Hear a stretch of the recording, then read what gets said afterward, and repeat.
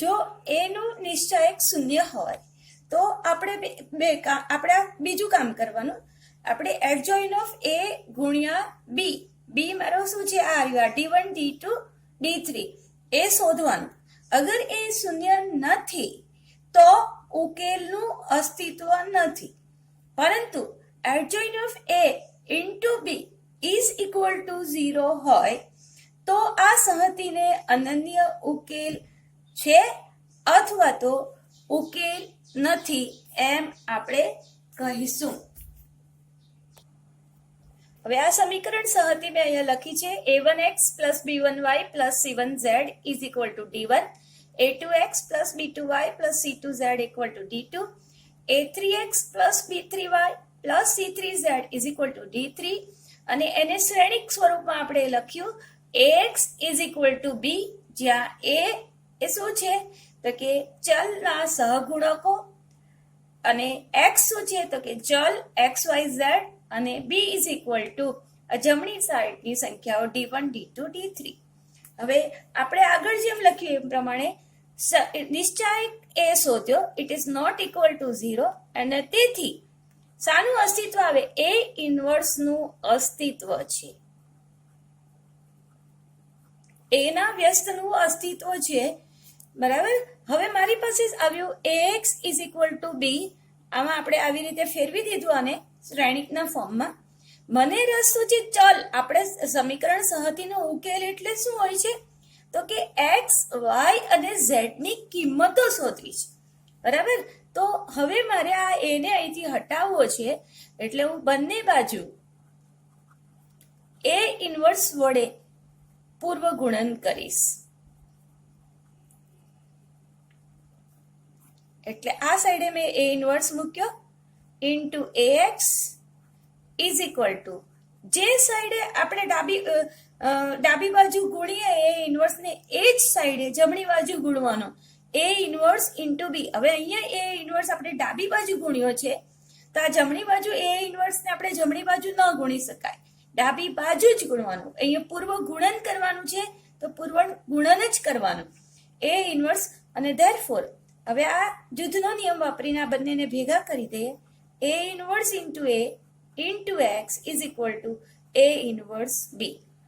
હવે A into A inverse શું થાય તો કે આઈ, એકમ શ્રેણિક. તો આ મારી માટે એકમ શ્રેણિક into X is equal to A inverse B. અને આઈ ઇન્ટુ એ શું થાય? કોઈ પણ શ્રેણિકને એકમ શ્રેણિક સાથે ગુણીએ તો શ્રેણિક પોતે જ આવે, એટલે અહીંયા આવ્યો X is equal to A inverse B. જો આ એક્સ શું છે તો કે એક્સ વાય ઝેડ, અને એનો આન્સર મને આના દ્વારા મળશે, એ ઇન્વર્સ બી દ્વારા તમને મળશે. આપણે શરૂ કર્યું હતું આપેલા સમીકરણને આપણે શ્રેણિક ફોર્મમાં લખવાનું, પછી એનો નિશ્ચાયક શોધવાનો. જો નિશ્ચાયક શૂન્ય નથી તો એના વ્યસ્તનું અસ્તિત્વ છે, અને પછી આપણે એનો વ્યસ્ત શોધીશું અને આ ફોર્મ્યુલામાં આપણે મૂકી દઈશું. બરાબર. એટલે x is equal to A inverse B. હવે આપણે એક દાખલો ગણશું. ક્વેશ્ચન પૂછ્યો છે, સમીકરણોની સંહતિની સુસંગતતા ચકાસો. એક્સરસાઇઝ 4.6 નો આ પહેલો ક્વેશ્ચન છે. તમારે સુસંગતતા ચકાસવી છે. હવે સુસંગતતા ક્યારે કહેવાય તો કે જ્યારે એક કે એકથી વધારે ઉકેલ મળે તો શું કહેવાય? સુસંગત. અને જ્યારે ઉકેલ ન મળે ત્યારે શું કહેવાય તો કે અસંગત. બરાબર. એટલે જ્યારે ઉકેલ મળે ત્યારે આપણે કહીશું કે એક વડે કે એકથી વધુ અનંત મળે તો એને કહીશું સુસંગત, અને ઉકેલ ન મળે ત્યારે એને કહીશું અસંગત. હવે સુસંગતની અંદર આપણે બે વસ્તુ થાય કે એક તો તમારે એનો નિશ્ચાયક, ઇઝ નોટ ઇક્વલ ટુ 0 હોય એટલે તમને અનન્ય ઉકેલ મળવાનો છે. એક અને માત્ર એક ઉકેલ મળવાનો છે, બરાબર. અને જ્યારે adjoint of A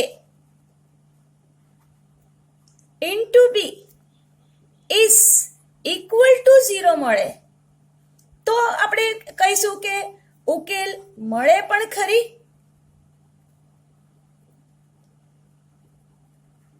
અને ન પણ મળે, બરાબર. અને જ્યારે અસંગત ક્યારે કહીશું કે જ્યારે તમારી પાસે adjoint of A into B is not equal to 0 હોય ત્યારે આપણે કહીશું ઉકેલ ન મળે અને એ જે સંહતિ છે એ આપણી અસંગત થશે. ઓકે, એટલે મારે ખાસ આ ધ્યાન રાખવાનું કે જ્યારે એનો નિશ્ચયક જો શૂન્ય ન હોય તો આપણને અનન્ય ઉકેલ મળવાનો છે, બરાબર. અને જો અસંગત ક્યારે બનશે કે જ્યારે adjoint of A into B is not equal to 0 આવે ત્યારે આપણને ઉકેલ મળવાનો નથી, એટલે અસંગત છે. અને આ adjoint of A into B is equal to 0 આવે ત્યારે ઉકેલ મળે પણ ખરી અને ન પણ મળે. હવે આ ક્વેશ્ચન હું સોલ્વ કરી રહી છું. એની અંદર મને આપ્યું છે આ બે સમીકરણ, દ્વિચલ સુરેખ સમીકરણ. તો આપેલ સમીકરણ સંહતિને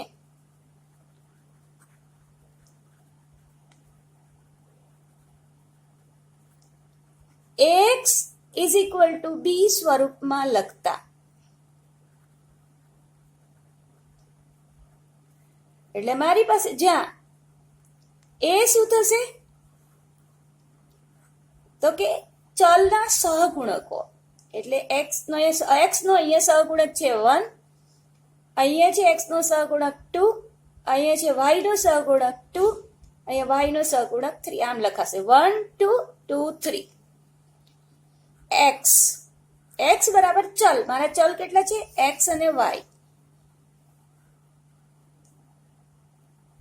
અને b એટલે આ જમણી સાઈડ ના સંખ્યાઓ 2 અને 3. સૌથી પહેલું કામ તમારે શું કરવાનું, એનો નિશ્ચાયક શોધવાનો. એટલે 1 2 2 3 એટલે 3 1 3 -4 is equal to -1 which is not equal to 0.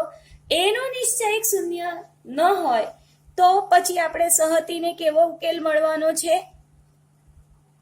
અનન્ય ઉકેલ મળવાનો છે. એક અને માત્ર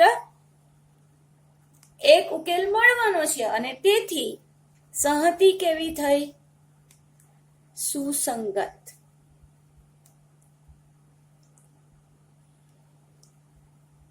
ક્લિયર. તમારે એનો નિશ્ચયક સૌથી પહેલા દરેકની અંદર શોધવાનો. અગર એનો નિશ્ચયક શૂન્ય નથી તો અનન્ય ઉકેલ મળે, પરંતુ જો એનો નિશ્ચયક શૂન્ય થાય તો તમારે adjoint of A into B શોધવાનો. અને જો એ 0 થાય તો ઉકેલ મળે પણ ખરી, અને મળે તો સુસંગત કહેવાય અને ન મળે તો અસંગત કહેવાય. અને adjoint of A into B is not equal to 0 હોય તો ઉકેલ મળે જ નહીં, એટલે તમારી સંહતિ અસંગત કહેવાય. આ બીજો સમ છે, એમાં બે તમને ઇક્વેશન આપી દીધા છે. ઓકે, હવે આપેલ સમીકરણ સંહતિને ax is equal to b સ્વરૂપમાં લખતા તમારો ક્વેશ્ચન છે કે આપેલ સંહતિ એ સુસંગત છે કે અસંગત એ નક્કી કરવાનું છે, એનો ઉકેલ શોધવાનો નથી. હવે જ્યારે નક્કી કરવાનું હોય તો સૌથી પહેલા મારે શું કરવાનું, ax plus B equal to B ફોર્મમાં લખ્યું. ઓકે, જ્યાં a બરાબર 2 -1 1 1 નિશાની પણ સાથે લઈ લેવાની, બરાબર, ચલની નિશાની સાથે લઈ લેવાની. x ઇઝ ઇક્વલ ટુ ચલ લખવાના, x અને y, અને તમારો બી છે એ આ જમણી બાજુની સંખ્યા 5 4 બરાબર. અગર આ સપોઝ આ દાખલો ઓબ્જેક્ટિવમાં પૂછાય તો તમારે ફટાફટ આ એ એટલે કે એક્સ અને વાય ચલના સહગુણકો લખીને એનો નિશ્ચાયક જ શોધવા બેસવાનું. આ આટલું બધું લખવાની જરૂર નથી, પરંતુ જો દાખલામાં પૂછાય તો તમારે લખવું પડે. આને આપણે ax ઇઝ ઇક્વલ ટુ બી સ્વરૂપમાં લખ્યું. હવે સૌથી પહેલું કામ દરેકની અંદર એનો નિશ્ચાયક શોધવાનો. 2 -1 1 1 2 1s are 2 -1 into 1 is -1 અને આ માઇનસ થઈને +1 and which is equal to 3 અને 3 શૂન્ય નથી અને તેથી અનન્ય ઉકેલ મળે અને તેથી સંહતિ કેવી કહેવાય? સુસંગત છે. ઉકેલ મળે તો સુસંગત, ઉકેલ ન મળે તો અસંગત. સુસંગત ઉકેલમાં ઉકેલ મળે એટલે મીન્સ વોટ? એક ઉકેલ મળે તો પણ ચાલે અને અનંત ઉકેલ મળે તો પણ ચાલે. હવે ત્રીજો દાખલાની અંદર સમીકરણ સંહતિ છે x plus 3y is equal two 5, 2x plus 6y is equal two 8. આપેલ સમીકરણ સંહતિને ax ઇઝ ઇક્વલ ટુ બી સ્વરૂપમાં લખતા જ્યાં તમારો એ શું છે તો કે એક્સ અને વાય ના સહગુણક. અહીંયા છે a1, અહીંયા છે 3, અહીંયા છે 2 અને અહીંયા છે 6. અહીંયા બી પછી લખો એક્સ ઇઝ ચલ, એક્સ અને વાય, અને બી છે તમારો 5 અને 8. હવે સ્ટુડન્ટ આ તો સમીકરણ જોતા તમને ખબર પડે છે. આ છે 2x પ્લસ 6y ઇઝ 8 અને આને હું 2 થી મલ્ટીપ્લાય કરું તો આ 2x plus 6y is equal two x. બરાબર. બંને સમાંતર રેખાઓ દેખાય છે, હે ને? સમાંતર રેખાઓ હોય તો કેટલા ઉકેલ મળે? કેટલા બિંદુએ છેદે? બરાબર. શૂન્ય બિંદુએ છેદે ને કોઈ પણ બિંદુએ છેદશે નહીં, એટલે તમને એનો ઉકેલ મળવાનો નથી. બરાબર. આ સમીકરણનો ઉકેલ એકચ્યુઅલી હોય છે શું તો કે એવી કિંમતો કે જે આ બંને સમીકરણનું સમાધાન કરે, એટલે કે પોઈન્ટ ઓફ ઇન્ટરસેક્શન, બંને લાઈનનો છેદગણ બતાવે. પરંતુ અહીંયા તો આ બે સમાંતર રેખા દેખાય છે. 2x પ્લસ 6y, આ પણ 2x પ્લસ 6y, ખાલી આ જ બદલાયેલું છે. અને સમાંતર રેખા હોય તો ઉકેલ ગણ ખાલી હોય, ઉકેલ મળે નહીં. ચાલો આપણે ચેક કરીએ. તો સૌથી પહેલું કામ તમારે એનો નિશ્ચાયક શોધવાનો. 1 3 2 6 is equal two 6 minus 6 is equal to 0. હવે 0 આવ્યું એટલે તમારે શોધવાનું adjoint of a into b. Okay, adjoint of a શોધી લઈશ.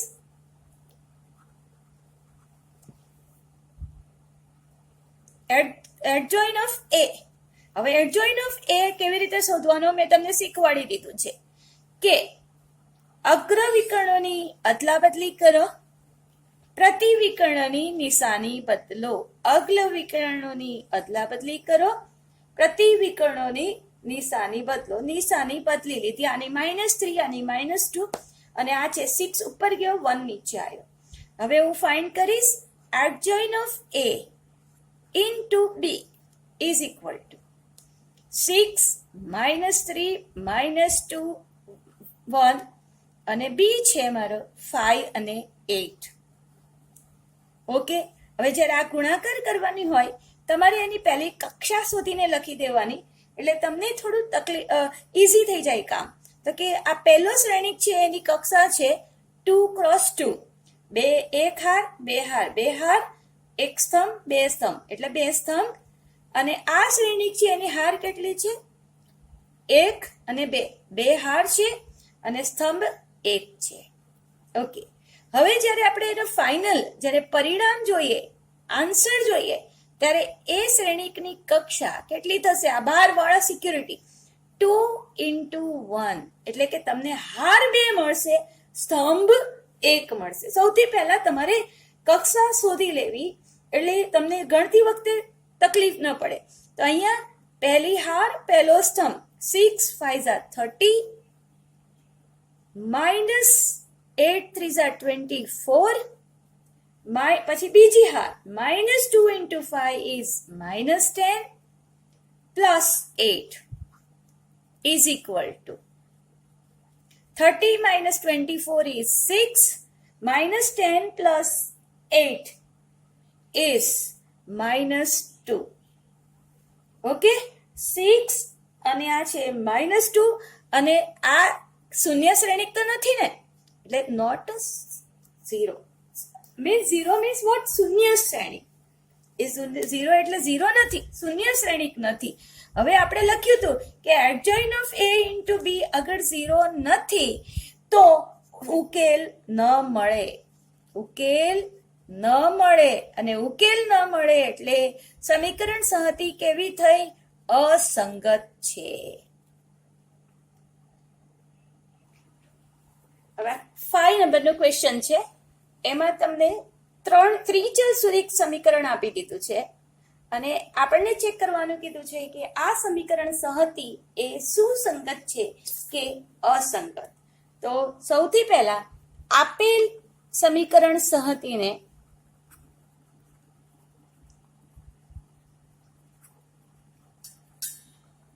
ax is equal to b સ્વરૂપમાં લખતા, જ્યાં a બરાબર તો કે દરેક ચલના સહગુણકો અહીંયા છે 3 -1 -2, અહીંયા છે 2y - z, x વાળી જગ્યા ખાલી છે તો ત્યાં આપણે લખશું 0 into x પ્લસ એટલે x નો 0, y ની સહગુણક 2 અને આનો સહગુણક -1, z નો સહગુણક -1. અહીંયા છે 3x - 5y, z નથી તો ત્યાં આપણે 0 into z કરી દઈશું. તો આ મારી પાસે થશે 3 -5 and 0. અને તમારો x થશે x y z, આમાં 3 ચલ છે અને b થશે 2 -1 3. સૌથી પહેલું કામ શું છે તો કે એનો નિશ્ચાયક શોધવાનો. 3 -1 -2 0 2 -1 3 -5 0. આનો આપણે નિશ્ચાયક શોધી રહ્યા છીએ. પ્લસ માઇનસ પ્લસ એટલે 3 into 2 zeros are 0 minus -5 into -1 એટલે 5 એટલે -5 માઇનસ આ છે -1 into 0 into 0 is 0 minus 3 into -1 એટલે -3 અને આ માઇનસ થઈને +3 plus -2 0 into -5 is 0 minus 3 2s are 6 is equal to -5 into 3 -15 minus +1 into 3 is +3 અને આ -6 into -2 એટલે +12. આ બધાને ટોટલ કરીએ 12 plus 3 15 - 15 is 0. હવે એનો નિશ્ચાયક શૂન્ય આવ્યું એટલે તમારે શોધવાનું શું તો કે adjoint of a into b શોધવાનું. Okay, adjoint of a into b શોધવાનું. હવે એડજોઇન ઓફ a શોધવાનો રહ્યો તો એડજોઇન ઓફ a ની અંદર આપણે શું શોધતા હતા તો કે સહ અવયવો શોધતા હતા. તો હું પહેલા a1 1 શોધીશ, a1 2 શોધીશ, a1 3 શોધીશ, a2 1 શોધીશ, a2 2 શોધીશ, a3 3, a3 1, a3 2, a3 3. Symbol તો યાદ છે ને, બરાબર? એ આપણે શોધી રહ્યા છીએ એના સિમ્બોલ. હવે A11 બરાબર, A11 શોધવાનો છે એટલે કે 3 નો સહઅવયવ, એટલે આપણે લખતા હતા -1/1 + 1. હવે હું ડાયરેક્ટલી શોધી લઈશ. આ હાર નીકળી ગયો, આ સમ નીકળી ગયો. 2 0s are 0 minus 0 minus -1 into -5 એટલે +5 એટલે -5, અને આની હું ટોટલ કરી નાખું. -1 ની ઉપર 2 ઘાત એટલે 1 into -5, તો આનો આન્સર આવ્યો -5. એવી જ રીતે તમે A12 શોધો એટલે -1/1 + 2. -1/1 + 2 શોધવાનું હોય તો તમે કેવી રીતે શોધશો? તો કે A12 એટલે આની વાત કરી રહી છું, એટલે આ હાર નીકળી ગઈ, આ સ્તંભ નીકળી ગયો, એટલે 0 into 0 that is 0, અને 3 minus 3 into -1 એટલે -3, અને આ નિશાની થઈને +3, અને -1 ની ઉપર 3 ઘાત એટલે -1 into 3 that is -3. એવી જ રીતે તમે A13 જાતે શોધી નાખશો. એ મેં શોધી રાખ્યું છે. It is -6, A21 that is 10, A22 6, A23 12, A31 5, A32 3, અને A33 6. હવે મારું કામ છે એડજોઇન ઓફ A into B શોધવાનું. પહેલા તો એડજોઇન ઓફ A મને લખતા આવડવું જોઈએ ને. આપણે શોધ્યા છે આ હારના, પણ લખશું સ્તંભમાં, પરિવર્ત શ્રેણિક લખવાનું ને. એટલે અહીંયા છે -5, આ છે -3, -6, 10, 6, 12, 5, 3, 6 into B લખવાનો છે 2, -1, 3 is equal to, હું આ સાઈડે લખું છું. પહેલા હું એની કક્ષા નક્કી કરી દઈશ. કેટલી કક્ષા હશે? તો કે આની હાર કેટલી છે? 1 2 3 3 હાર.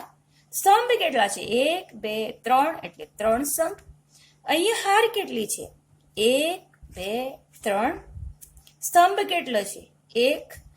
તો આ પરિણામી જે મારો શ્રેણિક છે એની કક્ષા કેટલી થશે? તો કે આ બહારના સિક્યુરિટી ગાર્ડ, આ 3 ને આ 1 એટલે 3 into 1 બરાબર. એટલે મારી પાસે 3 હાર આવશે અને સ્તંભ 1 જ આવશે. ઓકે, હવે આ હાર લો અને આ સ્તંભ. -5 into 2 is -10. 10 into -1 that is -10. 5 into 3 is 15. -3 into 2 is -6. પછી 6 into -1 is -6. અને 3 into 3 is 9. હવે અહીંયા -6 into 12. 6 into 2 is -12. 12 into -1 is -12. અને 6 into 3 is 18. હવે આની સરવાળો કરી જોઈએ. -10 -20 +5 એટલે -5. આ -6 -12 12 plus 9 that is -3. -12 plus -12 -24. 24 માંથી 18 એટલે 6 -6 which is not equal to શૂન્ય શ્રેણિક. which is not equal to શૂન્ય શ્રેણિક. અને જ્યારે not equal to શૂન્ય શ્રેણિક હોય એટલે ઉકેલ ન મળે. સંહતિને ઉકેલ ન મળે અને તેથી તે સંહતિ કેવી કહેવાય? સુસંગત નથી. અને સુસંગત નથી મીન્સ અસંગત સંહતિ છે.